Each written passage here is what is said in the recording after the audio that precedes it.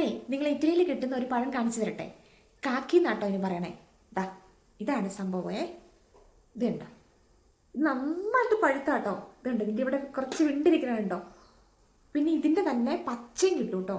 അതിന് കാക്കി ആപ്പിൾ എന്നാണ് പറയണേ. അത് ശരിക്കും നമ്മൾ കഴിച്ചു കഴിഞ്ഞാൽ നമ്മുടെ ആപ്പിൾ പോലെ തന്നെ നല്ല കട്ടിയായിട്ടിരിക്കും, നല്ല ടേസ്റ്റാണ്.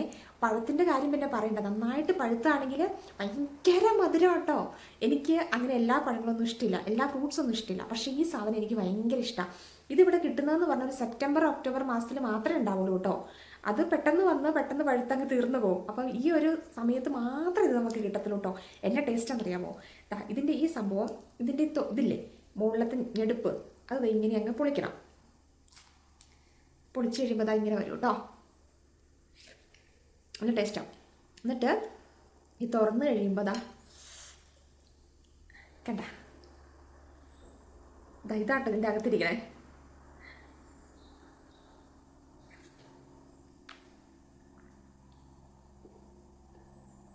എന്നെ മധുരാന്നറിയാമോ?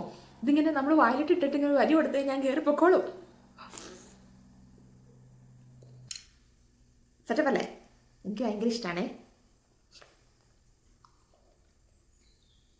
എനിക്കെന്നല്ല, ഇവിടെ കുട്ടീസിനൊക്കെ ഇഷ്ടം.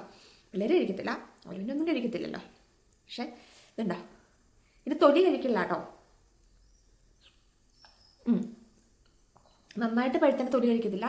പക്ഷെ എൻ്റെ പച്ച കിട്ടുമെന്ന് പറഞ്ഞില്ലേ, ആപ്പിൾ പോലെ തന്നെ. അത് ഞാൻ വേറെ ദിവസം വാങ്ങിച്ചു കഴിയുമ്പോൾ കാണിച്ചു തരാം കേട്ടോ. അതിൻ്റെ തൊലി കഴിക്കും. ഇതാണ് എൻ്റെ അകത്തെ സംഭവം എന്ന് പറയണത്. നല്ല